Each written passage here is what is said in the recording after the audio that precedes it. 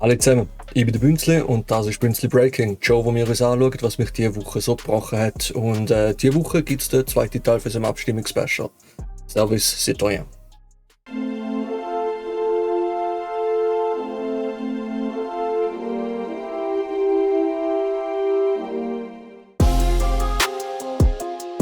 Am 30. November 2025 steht in der Schweiz eine spannende, eine der Abstimmungen der letzten Jahre an, die Service Citoyen Initiative. Sie will die bisherige Wehrpflicht reformieren und aus der reinen Militärdienstpflicht einen allgemeinen Bürgerdienst machen. Gegenwärtig sind nur Schweizer Männer verpflichtet, in der Armee oder im Zivilschutz zu dienen. Frauen können freiwillig mitmachen. Und Sorgen ist, wenn Frauen jetzt zum Beispiel freiwillig Zivildienst machen, dann müssen sie sich zuerst für die Armee melden. Dort den bestimmte Tests einfach schlecht sein und den könnten sie in Zivilschutz. Also müssen sie mehr oder weniger sich eine Story zusammen lügen, dass sie überhaupt in Zivilschutz reinkommen. Sonst geht es halt in die Armee.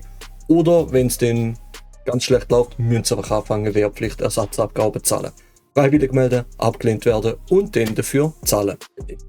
Ja doch, also das klingt für mich, als wäre dort bitter eine Revision nötig. Die Initiative verlangt, dass künftig alle Schweizerinnen und Schweizer einen Einsatz zugunsten der Allgemeinheit und der Umwelt leisten. Sei es im Militär, im Zivilschutz, im Gesundheitswesen, in der Altenbetreuung oder in der Katastrophen- und Klimaprävention. Unsere Redaktion befürwortet die Reform und da lohnt sich ein Blick auf die Argumente der Befürworter und Gegner sowie die Einschätzung der Regierung und dem Parlament. Wir finden die Idee von einem verpflichtenden Militärdienst für alle nicht nur gesellschaftlich und praktisch notwendig, sondern wir halten sie auch für romantisch. Die Initiative wurde von der Genfer Vereinigung servicecitoyen.ch gestartet und am 26. Oktober 2023 mit mehr als 100.000 Schriften eingereicht. Sie wird von einer breiten Allianz unterstützt, darunter die Grünliberale Partei GLP, die Evangelische Volkspartei, die Piratenpartei und die Jugendpartei der Mitte. Am 30. November stimmen Volk und Stände darüber ab, ob der Artikel 59 der Bundesverfassung dahingehend geändert werden soll, dass alle einen Dienst zugunsten der Gemeinschaft und der Umwelt leisten müssen. Am 30. November stimmen Volk und Stände darüber ab, ob der Artikel 59 der Bundesverfassung dahingehend geändert werden soll, dass alle einen Dienst zugunsten der Gemeinschaft und der Umwelt leisten müssen. Wir sind dafür. Einerseits, weil die SVP dagegen ist und andererseits, weil es auch einfach Sinn macht. Einmal alle in die Verantwortung holen und gerade junge Menschen die Möglichkeit geben, zu verstehen, wie das Land funktioniert. Nicht aus der Theorie, sondern aus der Erfahrung heraus. Manche nennen uns kommunistische Dummköpfe, andere reaktionäre Vollidioten. Aber tief in unserem Inneren wissen wir sind Mitte-radikal.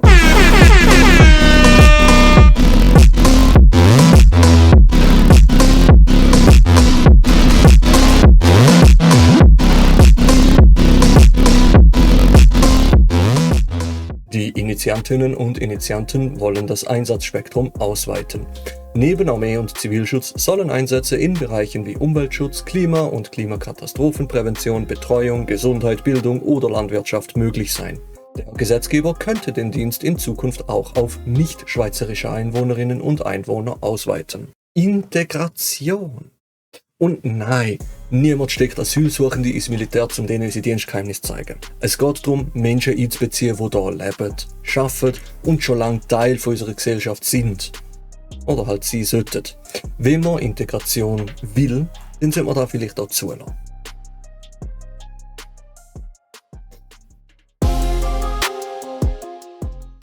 Befürworter kritisieren, dass das heutige System nur Männer belastet, während Frauen und ausländische Staatsangehörige von der Pflicht ausgenommen sind.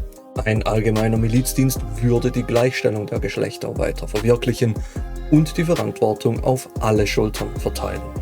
Männer würden nicht mehr benachteiligt und Frauen erhielten die gleiche Anerkennung und Entschädigung wie Männer. Gleichstellung heisst nicht nur gleiche Chancen, sondern auch gemeinsames Verantworten. Es geht nicht darum, irgendjemand endlich auch mal anzulassen, sondern darum, dass alle ein Teil von der gleichen Gesellschaft sind. Wenn jeder und jede einmal einen Beitrag leistet, lernt man auch zu verstehen, wie viel Arbeit hinter dem Land steckt. Und natürlich kann nicht jede Person alles machen, aber jede Person kann etwas machen. Wichtig ist, dass man das nicht wieder in alte Muster presst.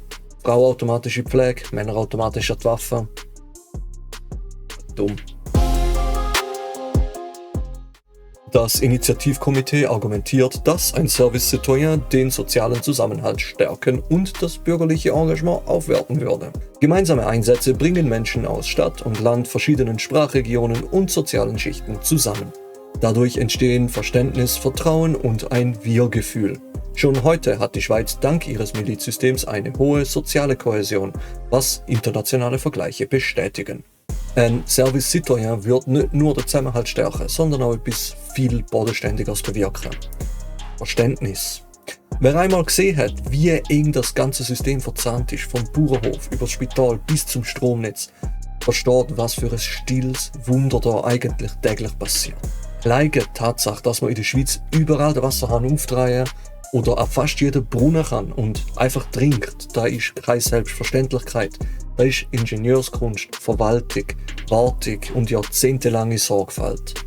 Wer das einmal erlebt oder mitgetragen hat, lernt automatisch Demut und vielleicht auch ein bisschen Geduld, wenn der Zug mal 5 Minuten zu spät kommt.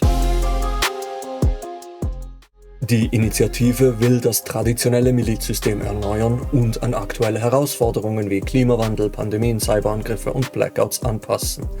Die Initiative will das traditionelle Milizsystem erneuern und an aktuelle Herausforderungen wie Klimawandel, Pandemien, Cyberangriffe und Blackouts anpassen. Die Armee und der Zivilschutz sollen weiterhin stark bleiben. Zugleich würden dringend benötigte Kräfte in neuen Bereichen wie Katastrophenschutz und Gesundheitswesen mobilisiert. Nach Ansicht der Befürwortenden könnte die Reform den Personalbedarf der Armee und des Zivilschutzes decken, indem sie den Pool mobilisierbarer Personen erweitert und in dem Klimaschutz und Betreuung als sicherheitsrelevanten Aufgaben anerkannt werden. Irgendwann wird es einfach Zeit, dass man ein bisschen modernisiert. Das Milizsystem funktioniert, keine Frage. Aber es sieht halt auch noch ziemlich genau so aus wie vor 30 oder 40 Jahren. Inzwischen reden wir von Klimawandel, Cyberangriff, Pandemie und trotzdem ist der Dienst immer noch so strukturiert, als würde der Feind über den Gotthard marschieren. Dabei wäre das Potenzial riesig. Wir haben einen massiven Pflegenotstand und gleichzeitig Tausende von Menschen, die jedes Jahr im Zivilschutz einfach auf einen Einsatz warten. Vielleicht ist es an der Zeit, dass Dienst am Land nicht nur heisst, sich auf einen Ernstfall vorzubereiten, sondern den aktiv zu verhindern. Ein Einsatz im Service Citoyen ist eine intensive Lebenserfahrung. Junge Menschen verlassen ihre Komfortzone, übernehmen Verantwortung und arbeiten im Team. Sie erwerben Fähigkeiten wie Teamarbeit, Krisenbewältigung und Führung. Diese Schlüsselkompetenzen wirken laut Initiativkomitee über den Einsatz hinaus. In Beruf, Bildung und persönlichem Leben.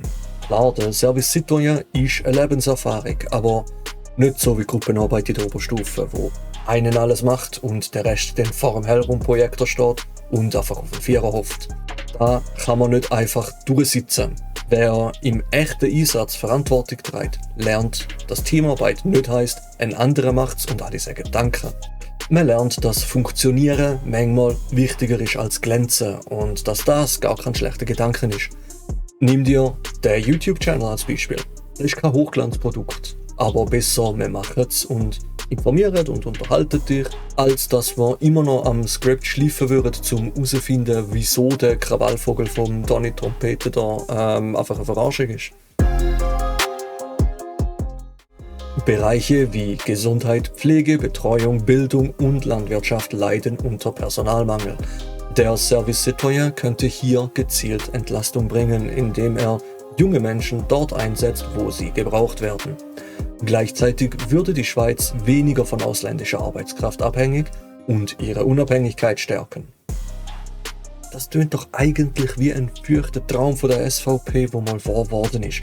Weniger Abhängigkeit vom Ausland, mehr Schweizer, die selber anpacken, eigene Strukturen, eigene Verantwortung und trotzdem sind sie dagegen. Natürlich, weil es ihnen ja nie um Lösungen geht, sondern immer nur darum, Leute dumm, ängstlich und hässig zu halten. Ein System, wo Menschen Einblick gibt, wo Bildung schafft und Zusammenhänge erklärt, ist für die SVP keine Chance. Das Risiko.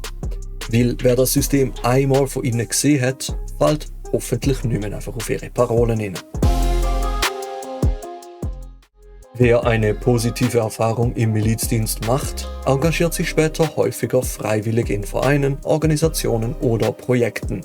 Der Dienst könnte also eine Kultur des Engagements fördern, die das Milizsystem und den gesellschaftlichen Zusammenhalt langfristig stärkt.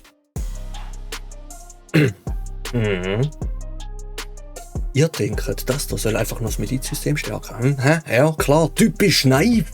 In Wahrheit, und das sagen sie natürlich nicht laut, ist da etwas Größeres dahinter. Zuerst machen sie den Service Citoyen, dann verpflichten sie uns zum Pflanzendienst und dann wird das Wasser fluoridiert, damit auch ja die Oktopus gefügig bleiben. Und 2029 steht im Bundesgesetz, dass alle Erstgeborenen eine Freimaurerlizenz brauchen, um den globalen Allgemeinmarkt zu regulieren.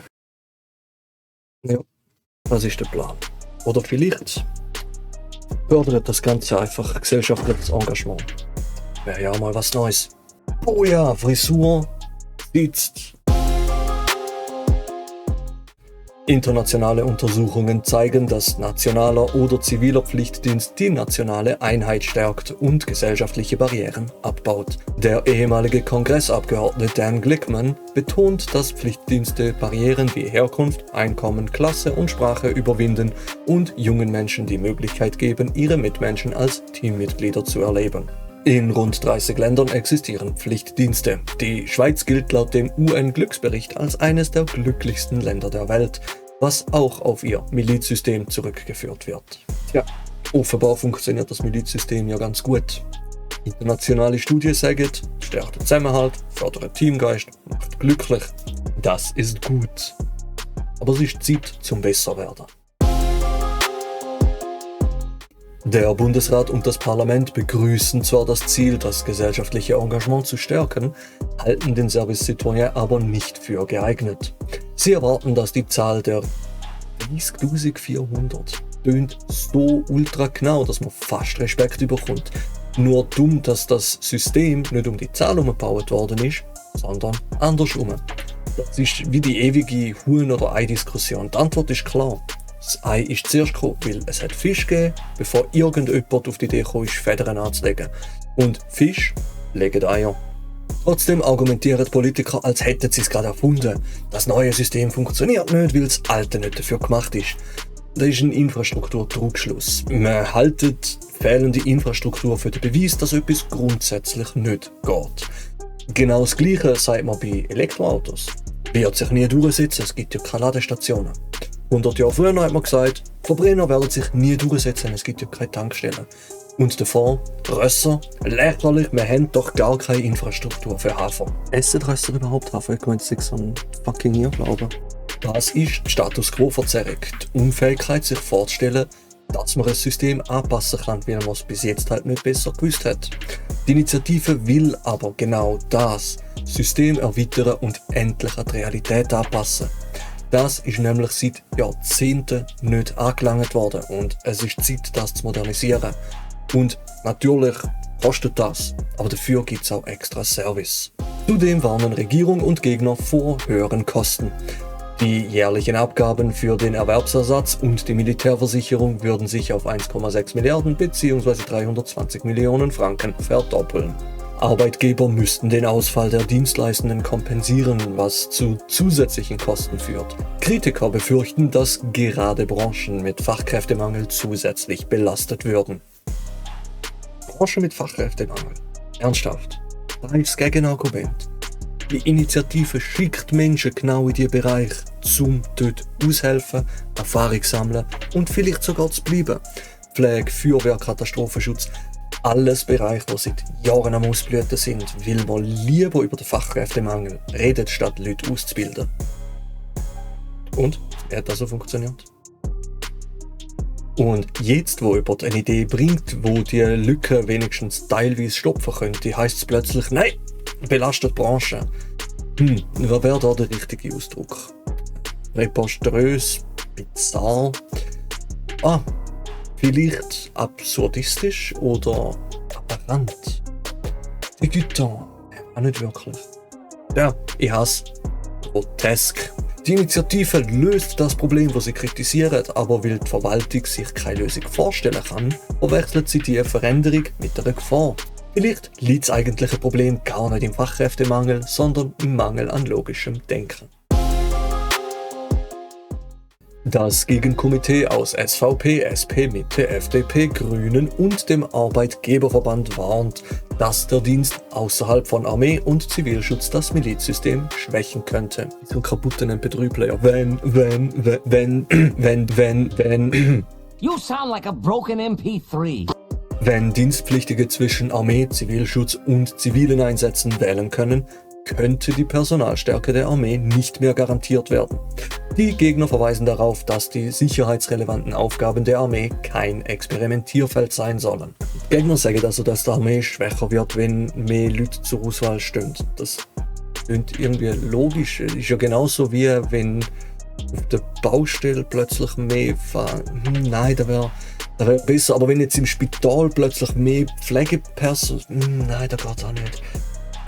Aber wenn man jetzt plötzlich einfach viel mehr Lehrer und Lehrerinnen hätte, das ist, nein, Moment, aber natürlich, wenn man halt zu viel Köche hat, dann verderben die garantiert das Küchenmädchen. Jawohl, so wird ein Schuh draus. Aber nein, mal im Ernst, ein grösserer Pool an Leuten, mehr Talent, mehr Fähigkeiten, und das soll schlechter sein.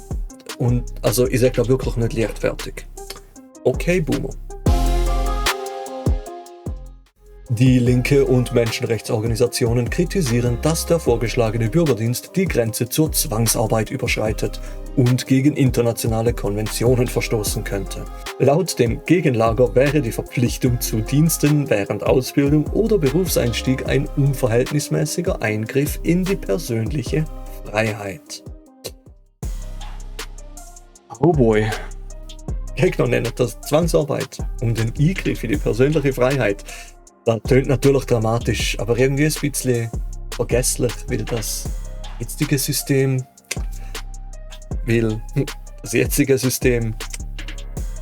auch nicht gerade das Aushängeschild für Selbstbestimmung.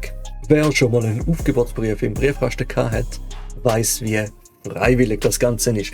Und trotzdem funktioniert's. Niemand nennt den Militärdienst Zwangsarbeit. Und jetzt plötzlich ganz neue moralische Bedenken. Dabei ist der Grundgedanke der gleiche. Ein paar Wochen von deinem Leben in etwas investieren, das grösser ist als du selber. Und wenn das schon Zwangsarbeit ist, dann ist wohl auch das Zahlen von Steuern eine Form von Diebstahl. Während Befürworter den Dienst als Schritt zur Gleichstellung sehen, befürchtet die SP, dass Frauen zu noch mehr unbezahlter Arbeit verpflichtet würden. Kritiker argumentieren, dass echte Gleichstellung eher durch eine gleichberechtigte Beteiligung in Beruf und Familie sowie durch bezahlte Care-Arbeit erreicht werde und nicht durch eine zusätzliche Pflicht. Die SP befürchtet, Frauen werden durch das Service Citoyen zu noch mehr unbezahlter Arbeit verpflichtet. Aha. Weil Gleichberechtigung im jetzigen System ja so gut funktioniert. Mal abgesehen davon, der Dienst ist ja bezahlt. Also nicht unbezahlte Arbeit, sondern zahlte Verantwortung. Aber klar, das wäre natürlich schlimm. Nur ist das übrigens kein Gegenargument, sondern Ignoratio elenchi.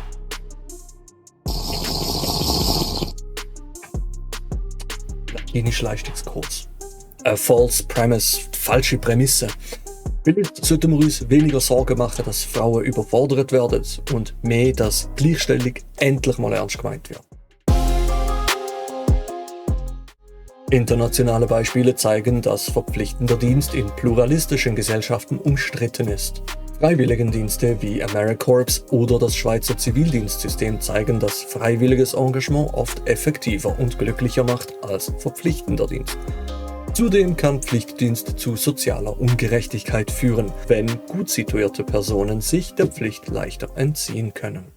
Man sagt, Freiwilligendienst sei glücklicher und effektiver als Pflichtdienst. Klar, niemand steht gerne am Morgen um 5 Uhr auf zum Sandsäck schleppen oder Pflegebett zu putzen, aber seien wir mal ehrlich, der Zivildienst ist schon lange die neue Baseline. Wer heute Zivi macht, gilt nicht mehr als Verweigerer, sondern als jemand, der verstanden hat, dass Nützlichkeit keine Strafe ist. Und wenn wir schon ein System haben, das Verantwortung fördert und funktioniert, wieso sollte man das nicht einfach auf alle ausweiten?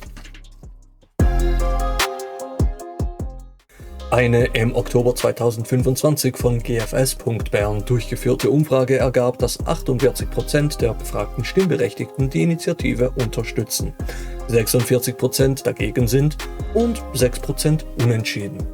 Politisch wird die Initiative vor allem von der Grünliberalen Partei und der Evangelischen Volkspartei unterstützt. Die anderen großen Parteien empfehlen die Ablehnung. Der Bundesrat und das Parlament empfehlen klar die Ablehnung und warnen vor hohen Kosten und wirtschaftlichen Belastungen. Also, 48% sind dafür, 46% dagegen, 6% haben noch keine Ahnung. Und genau darum braucht es dich. Datum merken. Die Abstimmung ist am Sonntag, am 30. November 2025. Die Wahlunterlagen kommen wie immer 2 bis 3 Wochen vorher. Informieren und diskutieren. Red mit Freundinnen, Familie, KollegInnen über die Initiative.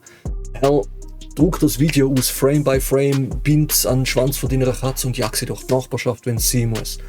Viele kennen die Details nicht und stützen sich auf Halbwissen oder Schlagzeilen. Abstimmen. Ob brieflich oder an der Urne. Jede Stimme zählt, gerade bei Themen, die leicht so als selbstverständlich abgetan werden. Die Wahlbeteiligung im Alter von den Leuten, die es betrifft, ist unter 30%. Also, lass nicht Boomer definieren, wie dein Leben weitergehen soll. Den natürlich teilen, liken, kommentieren. YouTube nimmt uns langsam ernst, aber nur wenn du das auch machst. Also, teile das Video, lass einen Kommentar da und druck das dumme Ding da noch rauf. Und hilf mit, dass nicht Bequemlichkeit, sondern Haltung entscheidet. Trotz der Einwände halten wir die Service Citoyen Initiative für einen wichtigen Schritt in die richtige Richtung. Unsere Hauptargumente sind der gesellschaftliche Zusammenhalt.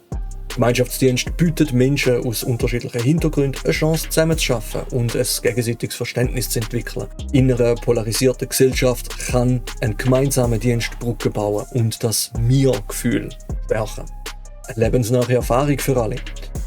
Wir finden es unerlässlich, dass jede Person einmal in ihrem Leben einen Einblick in systemrelevante Bereiche wie Altersbetreuung, Gesundheitswesen, Bildung oder Katastrophenprävention erhält.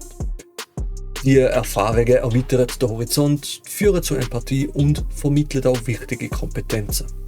Stärkung der Care-Arbeit. Pflege, Betreuung und Gesundheit sind oft unterschätzt. Durch eine allgemeine Dienstpflicht wird die Bedeutung von diesen Sektoren gesellschaftlich anerkannt und die Arbeit verteilt sich auf mehr Schultern, was langfristig zu einer faireren Lastenverteilung führen wird. Modernisierung der Sicherheit. Sicherheit ist heute mehr als Armee und Zivilschutz. Klimakrise, Pandemien, Cyberangriff verlangen andere Fähigkeiten. Ein breiter Milizdienst schafft die notwendige Fähigkeit, um auf neue Bedrohungen zu reagieren.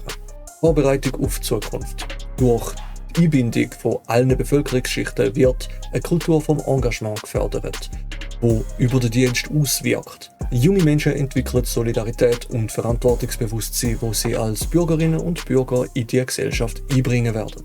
Wir erkennen an, dass die Finanzierung und die Organisation von dem Dienst sorgfältig geplant werden müssen, um wirtschaftliche Belastungen zu vermeiden. Denkbar wären flexible Modelle, die den Dienst mit Ausbildung und Beruf vereinbaren, sowie eine Teilfinanzierung durch öffentliche Mittel und Arbeitgeberbeiträge. Zudem sollen Menschen mit besonderen Betreuungs- oder Erwerbsverpflichtungen angemessen berücksichtigt werden. Die Service Citoyen Initiative ist mutig und visionär. Sie will das bewährte Milizsystem nicht abschaffen, sondern auf die Realität vom 21. Jahrhundert ausrichten. Sie schafft neue Möglichkeiten von der Partizipation, vom Lernen und kann den gesellschaftlichen Zusammenhang stärken. Wir teilen die Sorgen über Kosten und Organisation, glauben aber, dass diese Herausforderungen lösbar sind. Ein Pflichtdienst für alle, ob im Militär, im Gesundheitswesen oder im Umweltschutz, kann zu einer gerechteren, solidarischen und krisenfesteren Schweiz führen. Hilfe stärken, die Schweiz stärken. Yes, we can.